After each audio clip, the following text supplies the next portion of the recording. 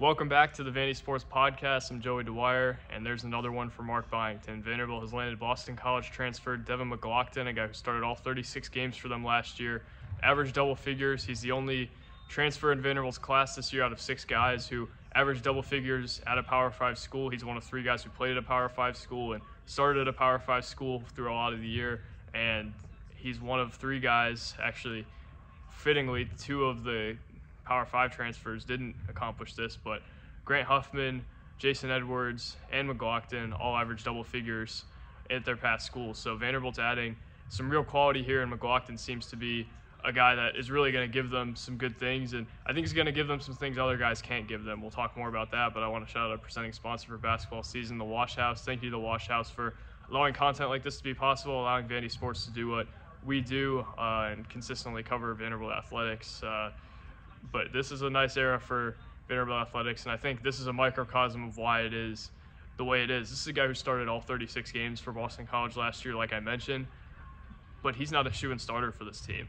If Vanderbilt gets another big, it's almost hard to see a way McGlockton does start for this team, and that's just a real testament to how this offseason has gone for Mark Byington. There seem to be about the right things, and the last couple days and the last couple weeks have proven they're not all talk. They've seemed to really get people to buy into what they want to do, and I think McGlockton's another one. I think he's a guy who really fits everything that Mark Byington preaches that he wants his players to be about. It seems like McGlockton's about. Just look at the rebounding. He's just outside the top 100 in offensive rebounds per game. That's in a slower system.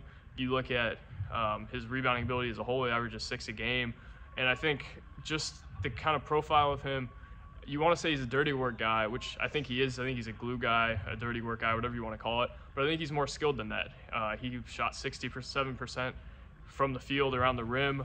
Took 67% of his attempts there, but also shot 36% from 3. He took 60 attempts on the year, so that's 1.7 per game. But it just feels like there's a little bit more to him than your average dirty work guy. And I don't think you get to 10 points a game just by being a straight-up dirty work guy. I think he has some nice post moves. I think he's a really, really well-established cutter. I think he was a 81st percentile cutter or something along those lines, and that's really going to help Vanderbilt, especially since a lot of its offense with Edwards kind of at the helm and maybe Grant Huffman to an extent as well is going to be ball screen driven. They're going to need guys to be able to kind of bail those guys out of bad situations once in a while, and it feels like this is a guy who can really do that. And I just think his dump down ability in the post, he has a few nice moves, is really valuable. I think his face-up ability is also something that maybe he can hang his hat on a little bit.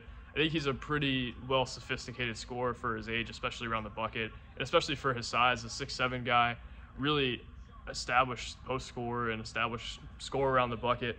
I think that's something that you really want to add, and he, I think, will play a lot of the 4, which maybe indicates to you that Colin Smith isn't going to come back, and I think Colin Smith had some good options from the looks of it, so I wouldn't be shocked if this was kind of reading the tea leaves to say Colin Smith won't be back, but I think this is a get that maybe doesn't make you forget about losing Colin Smith, but makes it a little bit easier to soften that blow. Just feels like he is what Mark Byington wants his program to be about, and he's kind of a microcosm of it, and they're going to get him for 2 years from the looks of it as long as he doesn't go back in the portal. He played against Vanderbilt this year, grabbed 8 rebounds against them, so again, just shows you the dirty work he did. He only scored 2 points in that game, but VC won by a good bit. I think it also symbolizes to an extent what Mark Byington wants out of his 4 men.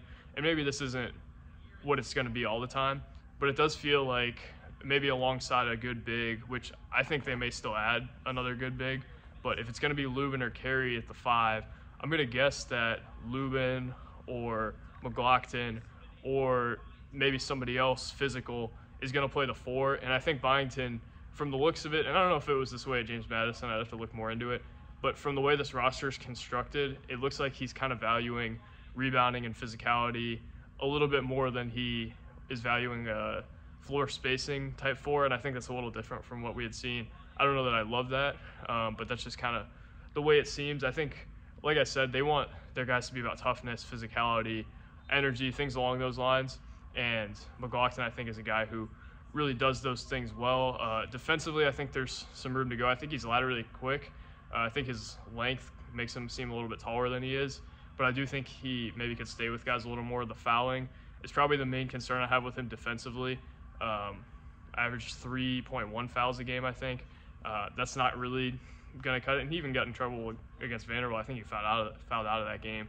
But just seeing that there's a little more room to go defensively, I think Byington can maybe unlock that a little more. I do think there is some potential to be a better defender in there. He's still only played 2 college years, and I think this was the first year where he was really playing a whole lot of minutes, and maybe this year his minutes will get cut a little bit, and that might help him. He played dang near 30 minutes a game, I think 29.9, so about as close as you can get to playing 30 minutes a game.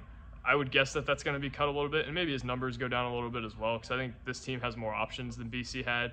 Jaden Zachary and Quentin Post, and I guess Claudio Harris, maybe Prince of League Bay once in a while would help, but I think he's going to have maybe less of an offensive role here, and that might be the best thing for him just in terms of his overall development. I think he, with more energy and maybe with some better teaching defensively, could be someone who helps them out a little bit on that end, and I think he's a pretty capable shot blocker for his position. I don't think he's an awesome shot blocker like Lubin would be for a 4-man, but I think he's capable, average dang near a block a game, good athleticism, and I don't know that it's going to be like a Lee Dort block where it's going into the 8th row of the stands, but I think he's able to get his hands on some balls and maybe deflect a few here and there. His defensive rating as a whole was not great.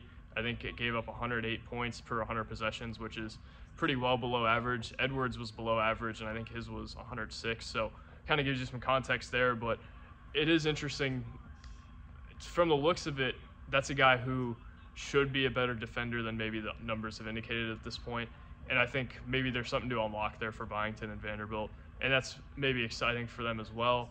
Offensively, I don't know how much there is more to unlock. I think he could be a real factor for them offensively, and there's going to be some games where he shows out more than others, but they're not really guarding him out on the 3-point line, and he's making shots. Like, he's made 36% of his threes, 60 attempts on the year, 1.7 a game. His free throw shooting wasn't great, so not a huge indicator that he can take a step up as a 3-point shooter. I don't think anyone should really expect that. But, I mean, if he's making 36% of his shots from 3-point range and they're not guarding him out there, that's something that can help their floor spacing and just could be helpful for them as a whole. I think his mid-range, again, something that can improve. Maybe that's a more realistic mark than expecting him to shoot 40% from 3. really efficient two-point shooter. I think top 75 two-point shooter in the country in terms of percentage. So really efficient around the bucket, shot 50%, 57% from the field as a whole, 63% from two-point range. So there's a lot to like with McGlockton, and I just think that this is a get that kind of personifies what they're going to get throughout the course of Mark Byington's tenure. They've shown they can bat in the big leagues, but also maybe the biggest thing that's been impressive so far, obviously Jason Edwards, really, really impressive get for them. But the fact that they're able to get guys like this who maybe even are stepping into smaller roles than they had stepped into at previous schools to come here and to play a role on a team that has been uncertain, I think is really impressive and really indicative of what their recruiting ability is. Really nice get with McGlockton. And let me see if I have anything else. Just an offensive, kind of unconventional game. It's going to be, he's undersized for a four-man in the league, especially when they can't shoot, but I think he could be effective. There are some questions, right? Like, I think he's better than Emmanuel Ansong, but some of the same things kind of pop up. I actually think he's a lot better than Emmanuel Ansong was, but just kind of a weird archetype of player. But when you look into the numbers and you look into what he did and what he proved in a Power 5 league in the ACC, you can't be super upset about that. I mean, they're getting guys who have proven to be capable players in a league that not a lot of guys are proven to be capable players in. I think another thing to note, Boston College played really slow this year. Vanderbilt's going to play a lot faster. Does that help him? Does that hurt him? I'm not sure. Maybe it hurts him with the fouls a little bit, but also maybe it allows him to get in space a little bit more, make some plays off the bounce. It'll be interesting to see kind of what that does, but I think that's worth noting, and I don't know that that's something for him that will automatically be a great thing. I do think he's athletic enough to where if he gets in transition, he could be a good player. He's really the only guy so far, though, that I haven't seen a great transition percentile from. The rest, that's like been my favorite stat throughout the offseason, is seeing what percentile transition player the guy is. Edwards was 69th percentile. I think Nickel was like 82nd. But I don't know that McGlockton is that kind of guy. I think he's going to fit, though. I think he's going to have a role, pretty significant one. But again, really significant that he is not a shoe-in starter after starting 36 games at an ACC school. Same with MJ Collins, same with Tyler Nickel, guys who started a lot of ball games and aren't shoe-in starters. Nickel probably more than the other two, but again, just a big testament to what they've built, and I think the last couple days have really been that for them. Good week for Vanderbilt basketball, good day for Vanderbilt basketball, and we'll see where they go from here, but seems like it's going to be a good place. Thank you guys for watching. God bless, and we will talk soon. Peace.